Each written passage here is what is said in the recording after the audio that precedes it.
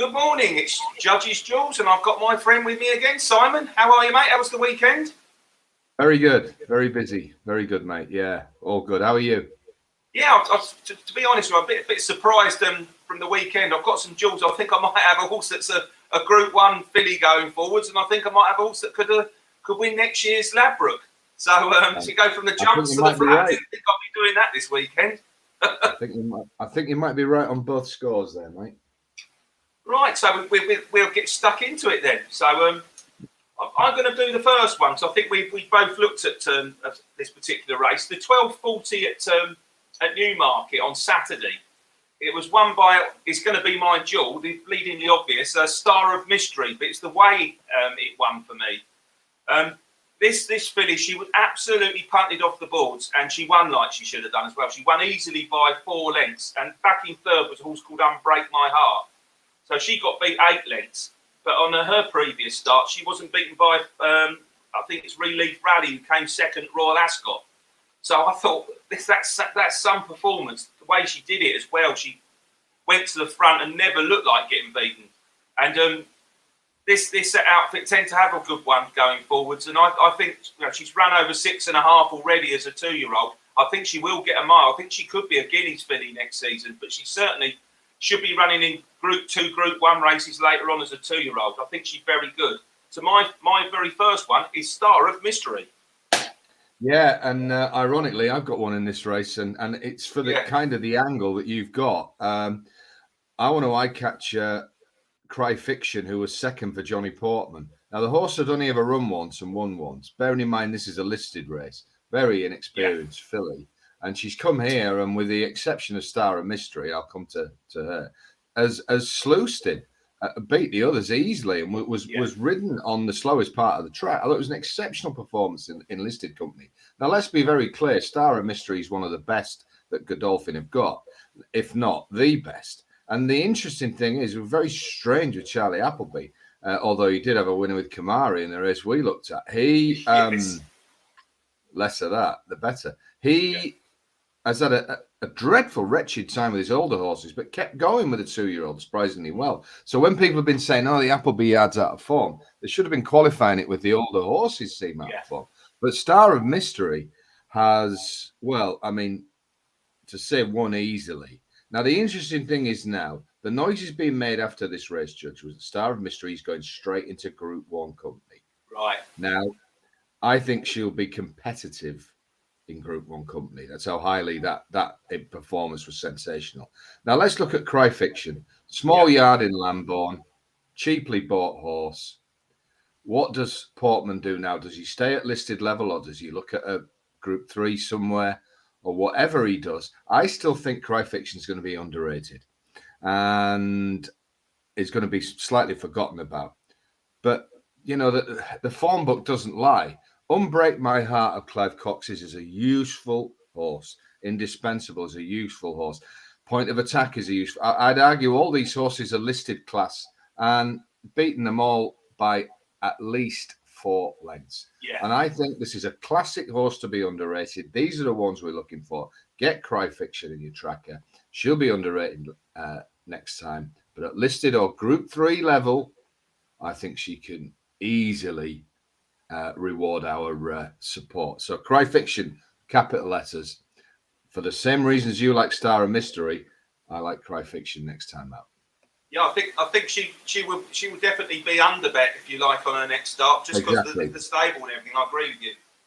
Yeah. Right. But we're going to try and make things a little bit shorter today, aren't we? So we just go through things a little bit quicker. So I'm going to move on to my second one, if that's okay. It's the first race at Newcastle on Saturday, the 12:20, and I was on a horse called Animate here. I thought it would run a good race, and he's actually making sure. Yeah, he's my jewel. Backing trip from 7 furlongs to the mile back to 6 furlongs. There was a headwind at Newcastle on Saturday, and there was quite a lot of horses that went off and looked like they were going to win, and then got caught on the line, if you like. It's a long last furlong at Newcastle, isn't it? The best of times. And I think this was one of them. Animate, first time back at 6 furlongs. Looked sure to have won. Went to the front, certainly a furlong too soon, and got picked up in the dying strides by another unexposed horse at the trip, Batal Dubai. Now, on his previous run at Kempton, also, I must say, I would say on the all-weather, it finished third to New Endeavour, who came second in the Britannia at Royal Ascot. So there is some backclass to this horse, but I'm sure they're going to probably put it up a couple of pounds for coming second. I think there's a nice little handicap in this. You know, in recent times, a horse called Animate off a mark, probably around about 89, I reckon. Yeah, I agree with you. And it was watching that race, the notes I made was we repeat it, you know, to the point of boredom, I'm sure. But Newcastle is a much stiffer track than people realise. And Andrea Azzini has gone way, way too early on this. Yes. And he's just paddled home. And Ocean Murphy's done him on the line. You know, moral victory in a way. And I agree with you. I think the horse is very well handicapped. Only beaten ahead when given a poor tactical ride. The form with New Endeavour gives it some solidity. And yeah, I think he's got a decent handicap in this, Judge. Yeah, so there's some, you know, solid yardsticks in behind. You know, you've got your Lethal Levi's. You know, I think Soldier's Minute, we've been on about that before. I think that's going to win on turf soon rather than on the all-weather. It's turf, all-weather marks much higher. But we're going to change codes for our last one, aren't we? I've got my second one. Oh, cool. Sorry, mate. Yes, I forgot. We could go for it, mate. Go for it. We're not going that quick, Judge. Yeah. No, that's right. I want to go to State Newmarket. All eyes were on Newcastle. Yes. Which is fine. And the 3 o'clock was class 4, not the greatest race, 0 to 85. But there's a horse here with some real potential for improvement. And that was the winner, Royal Charter from Haggis Train, Buick Road. I thought Buick gave it a great ride. He does ride this July course exceptionally well from the front. You know, one about Azzini not judging pace. Buick very rarely gets the pace wrong when he leads at Newmarket. Now, this filly held on from horse of James Ferguson's Chialami, who I think is useful as well. But the thing about Royal Charter is I think this filly on breeding and race style, watch with a naked eye, is crying out for a move up to 1 mile 2. And I think whatever the handicapper offsets and gives, and it won't be that much for a neck win. I think a step up in trip somewhere like York or Donny, both courses that Haggis does well at with long galloping straights. I think that this could move through the grades and certainly will leave class 4s well behind. So Royal Charter, for me, crying out for a step up in trip.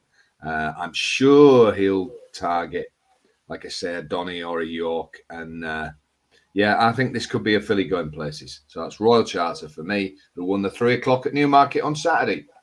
Lovely. Just the type of horse that the stable does well with, isn't it, really?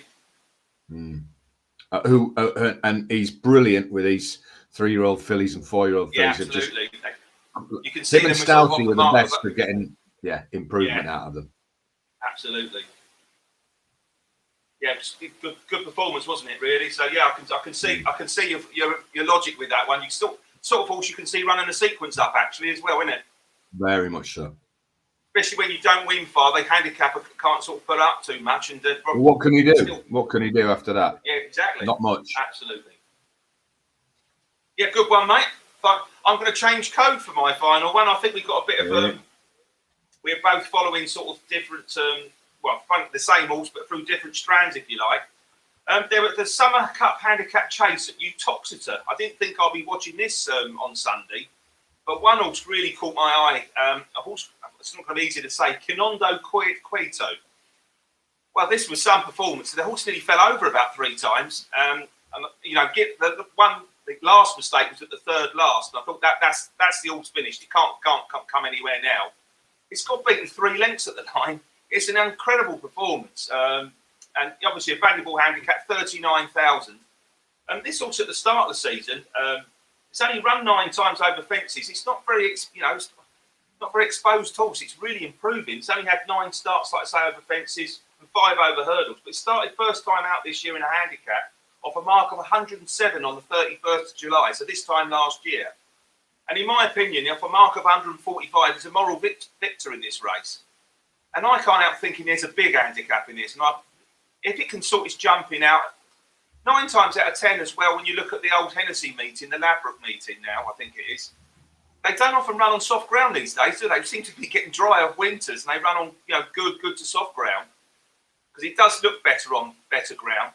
This horse is going to get in that particular race off a very competitive mark, and there's a big handicap in this. Like I say, it's already come third in a Class 1 handicap at the on National Day behind Midnight River.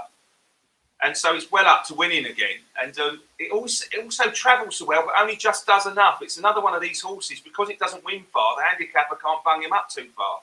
So for me, the final one's going to be a jumper, and it's Kinondo Cueto. Yeah, well, people who watched my video yesterday morning, this was the free selection. And I think it was 13 But the only one I missed, I think, mate. Sorry. Yeah, no, you're all right. Yeah, I mean, so we did get a small profit, but surprised at how badly the horse jumped. And the thing is, just quickly to say with this, he was off top weight. Yeah. So those mistakes can be sort of so crushing. But, the mistake 3 out was dreadful. I have no idea how Sam England didn't stay on it because he was a trainer. He's a trainer. How Jonathan England, the England teams I called, he did so well to stay on. And it's not just that, but you've got to factor in here. I've seen this horse before, and I don't know what happened yesterday, whether they were going at a quicker pace than he was comfortable with, but he's usually a pretty solid jumper, and he's won round here before. It's not like the fences should phase him. So whether it was the up they were going quicker yesterday on the quick ground, I don't know. But when you make a mistake like that 3 out and you're off top weight, many horses are just fade away to sort of finish in 10th or even be pulled up. But this horse just keeps going. And he's only got beat less than 3.5 lengths by Twig, giving it well over a stone and giving the second a stone virtually. So it was an incredible performance. And like you say, if they can, and I'm sure they are going to be schooling like mad, but there's an early season. I mean, I can see your angle with Newbury. I just put in capital letters with this horse. I'd like to see him at Haydock. There's so many long distance chases run over there at Winter. And it's quite a tight track, left-handed like Utoxeter is. I think he could do some serious damage in some of those long-distance handicaps at Haydock. Or even an early season Cheltenham handicap. Yeah. I mean, off a mark, if you think the national winner ran off 146, and it's a similar sort of type, isn't he? Because the national winner sort of like kept only just winning by a little bit, but he travelled so well.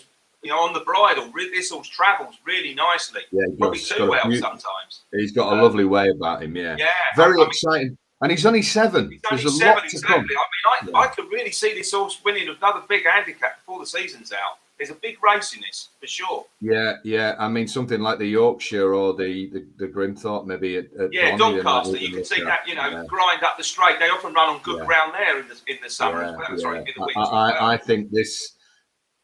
Like you say, you made the point there, Judge. You weren't expecting to be looking at a race like this. Yes, it's a decent race, but a lot of people are simply not interested in jumps racing at the moment. No. So this will go under a lot of people's radars. The whole race will. The fact that it's made mistakes and got beat, people will maybe not pick up on it. But believe me, if you're watching this, I don't know why you would be, but if you're watching this in a year or 2 years' time, I suspect this has landed 1 or maybe 2 big handicap chases. I really, really do. I think it's a very exciting horse. Yeah, I agree with you.